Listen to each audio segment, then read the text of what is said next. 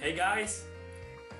Well, as promised on the last video, today I'm gonna make a top 10 of my favorite SRPG games, but for the handheld consoles. That means Game Boy Advance, PSP, PS Vita, and Nintendo DS, Nintendo 3DS, etc. So, let's get this started. Oh, wait! First of all, I'm gonna make a sort of like a honorable mention.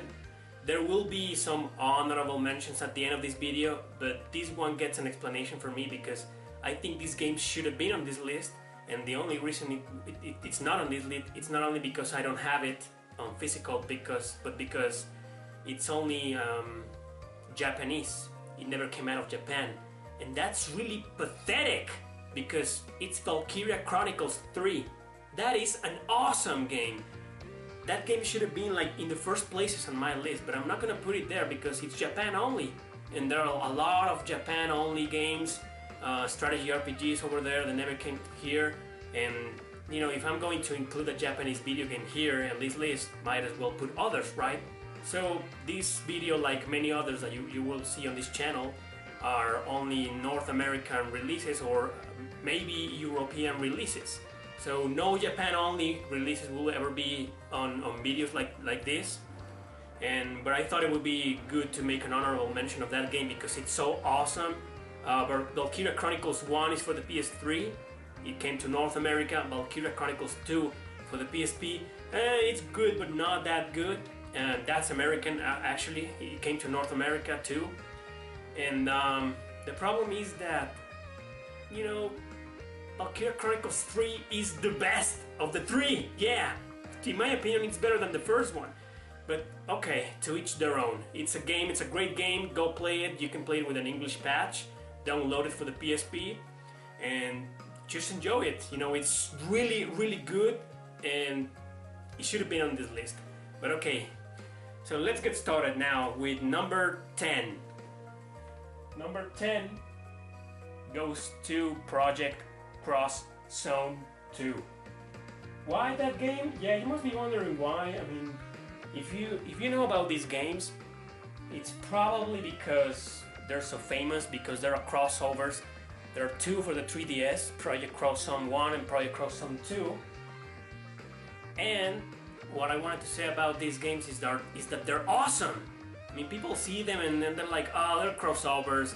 A video game that includes Mega Man, Ryu from Street Fighter, characters from Dot Hack, characters from God Eaters, Sakura Wars, Devil May Cry, Tekken, Virtua Fighter, Darkstalkers, Shinobi, and even Phoenix Wright is in here. Yeah, that's right, Phoenix Wright. But anyway, the point is that these games are really, really great. They are so addictive, and they should have been on the first places on my list, but I didn't put them there because they have two fatal flaws. But to me, I just want to clarify that to me, these are not flaws at all. But I understand that to most people, they are flaws. First of all, the story, well, it's a crossover. Do you really expect to have a really great, deep story in a crossover universe, combining characters from various universes and timelines and etc.? No, right? But the story, even though it's like that, it's good, it's decent. I like the story from both games, but okay, it's not a strong point. I understand that. And the second reason is that these two games are extremely easy. Like really, people complain about them. The other thing that they don't know is that you beat the game, and on your second playthrough, the games get a little harder. And on your third playthrough, the difficulty rises up, and so on and on and on. So if you want a challenge, you have to beat them first, at least once or twice, so you can get a difficult strategy RPG. But anyway, Project Cross Zone 2 stays on this list because it's awesome. And on number 9 is Project Cross Zone 2, number 1, I mean. Why? Because I think Project Cross Zone 1 is extremely superior in almost every way, gameplay wise, to Project Cross Zone 2. You have to play the games to understand why I'm saying this, but mainly the reason is because Project Cross Zone 1, you have a lot of characters, your whole party, all of the characters that you get in the entire game. You play with them in the whole missions, and each one of them starts with 2 or 3 combos, and then 4, 5, finally 6 for the entire game. And in Project Cross Zone 2, I thought, they changed that. You have to pick which characters are going to participate in each battles, and you have to also, you don't have 6 combos anymore. You can have the 6 combos, but you can only use 3 per battle, and that's bullshit. But anyway, Project Cross Zone 2 and Project Cross Zone 1 are extremely great games. For Project Cross Zone 1, I have a special edition here. It includes a soundtrack, poster, and a small art book. But play these games really. I mean, they're easy. Even if you're not really into strategy RPGs, you're gonna like these games. They're awesome. So number 10 and number 9 goes for these 2 masterpieces. Now for number 8, a classic, a hidden gem, an extremely good game with a really deep story, tragic story. Jeanne d'Arc. Yeah, it is pronounced Jeanne, not Jean. Jeanne d'Arc, because she was a French character. Yeah, it's based on the life of the classical character from the medieval times and all that stuff. This game is, a classic strategy RPG. You move in squares, you choose your attacks, your commands, your magics, etc. But there's 2 special features in this game that made it be on my list. First of all, it's a great game because it has one of the most wonderful stories and deep stories that I ever played in my life. It's really tragic. I didn't finish the game because I got stuck in one part where you have to... There's some tragic events that I don't want to talk about, and that turned me off. But give this game a chance if you can, because it's really awesome. And the second feature I was telling you about is it's sort of like a spoiler, but let's just put it this way. Jeanne, the main character, can transform into some sort of Valkyrie or some sort of powerful character that kicks ass, and that's really awesome. It really turns the tables on every single battle. So give this game a chance, really awesome, totally recommended. Number 7 is another PSP title, Growlancer 4 Wayfarer of Time. Yeah, I'm a big fan of this series. The series is dead, like I mentioned in my previous video. That's so sad because it's a wonderful series, and many people say this is the best in the entire series, but that's just their opinion. To me, it's Growlancer 5, but Growlancer 4 doesn't stay behind. This is a great game, and for, I played Growlancer 2, 3, 4, and 5, and this was the hardest for me. All of them are hard, but this one in particular is a little bit harder than the others.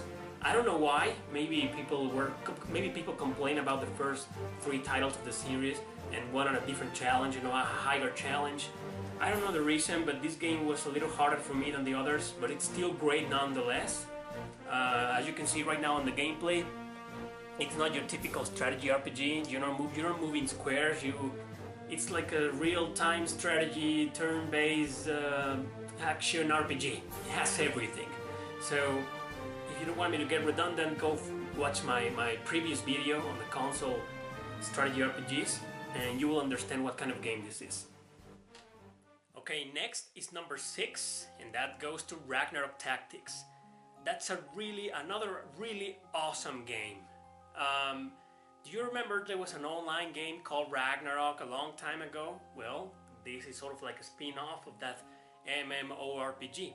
But this one is a tactical RPG, and it's really good because, once again, like in many other games, you can choose between several characters, 3 main protagonists, and in the 3 main protagonist routes, you get to choose your own character. You create your own characters for this.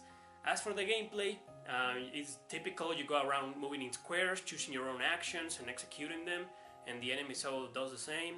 And sort of like a Fire Emblem game, you go around and you can recruit certain characters, and to recruit certain characters you have to do certain things, and to recruit some others certain other things, and so on, right? So it's a wonderful game. It has really cool music, really cool graphics, really cool gameplay. It's very addicting. And like I said, if you choose one character route, you stick with that route until the very end, and then on your second playthrough you can choose another route, and so on. I really recommend this game. Give it a chance. It's just awesome. So, number 5. Oh yeah, number 5. Spectral Souls, Resurrection of the Ethereal Empires. What the heck is this? Yeah, I know what you're thinking. Not many people are familiar with the Spectral series. They began, I believe, in the PS1, called Spectral Force. And well, it's a big mess, and it will take me hours to talk about it. So let's just focus on this game in particular. It's sort of like a sequel to a previous game. So this is Spectral Souls 2, that also came out on the PS2, with the PS2 version in Japan only. Instead, in America and Europe, we got this version for the PSP, and it's a really long game. You have 3 protagonists, and you switch between them every once in a while, voluntarily. I mean, you get the option to beat one of the characters' route entirely, completely, without switching to the others. I'm not sure that's possible, because when I played this game, the 2 times that I played it, I was switching between, every once in a while to different parties, and they all have their different stories and their different battles. This is what makes the game so rich. A little warning though, it's very hard. Now let's go to number 4. Yeah, of course, Fire Emblem. You know the drill, right? You know I'm a big fan of Girl Lancer, but you also know I'm a big fan of Fire Emblem. And Fire Emblem, the Sacred Stones, it got the 4th place. I know it's considered to be the best Fire Emblem ever. Well, at least in my time, around 10 years ago when I got into the series, it was considered the very best. But to me, it's just a great game. Yeah, a marvelous game, but nothing beyond that. People complain about this game because, all Fire Emblems are difficult, especially the Nintendo DS and below era, because the classic gameplay, in which you can't revive the characters that die in battle. If they die forever. And all the Fire Emblem titles before the 3DS titles were like that. So what made people a little mad with this particular game, Fire Emblem: The Sacred Stones, is that you can't revive the characters, but you can level them up. There's this place called the Tower of Balni, I think, and you can go in there and level up your characters. So this reduced the challenge, for so to say, and people didn't like that. I didn't give a shit about that. Come on, the game is awesome. It's one of the best titles for the entire series. The story is awesome. The characters, which are 2 by the way, they have their 2 own routes, but they merge at a certain point. And they're awesome. It's just a wonderful game. I don't know why people complain about the difficulty, man. Fuck that. You can put the game in hard and just enjoy it anyways. But whatever. Number 3, the last 3. Yeah, of course, number 3 had to be Fire Emblem. We got this title as just plain Fire Emblem because this was the very first Fire Emblem to come out into our lands. Yeah. Before this, there were other 6 titles, I believe. 5 or 6. And they were all Japanese only. Yeah, that's fucking lame. And this is actually what you may call a sequel to Fire Emblem 5, which is called the Binding Blade. This one being called the Blazing Sword or the Blazing Blade. And it's so weird that we got a sequel to a game that never left Japan. But you can play that game right nowadays on emulators with an English patch. It's really hard, harder than this one. So I strongly recommend playing both of them, but on my list, Fire Emblem Blazing Sword takes the 3rd place because it's for the handheld hit systems. This is my favorite Fire Emblem of all time. Okay, are you ready for the last 2 places? I know you are. Number 2, Devil Survivor 2 Record Breaker. Okay, these are Shin Megami Tensei games. The Devil Survivors 1 and 2 came out for the Nintendo DS. and they are as awesome as the 3DS versions. The only difference, because they are ports, they are not remakes, the only difference they have between the Nintendo DS version and the Nintendo 3DS versions is that the 3DS versions have a completely new, long and challenging chapter. Yeah, if you finish these two games for the Nintendo DS, you will notice that the games, I'm gonna try to say this without any spoilers, they both end in the 7th day. Well, you can play the 8th day of the various character routes there are, because there are a lot of character routes. There's only one protagonist on each, but there are like different endings, and to get those different endings you have to follow certain characters' routes. So that's the drill. That's the reason why the Nintendo DS didn't make on this list, because I'd rather put the Nintendo 3DS versions, which are considered to be the complete versions of Devil Survivor 1 and 2. So these two games are really, really tough, really hard.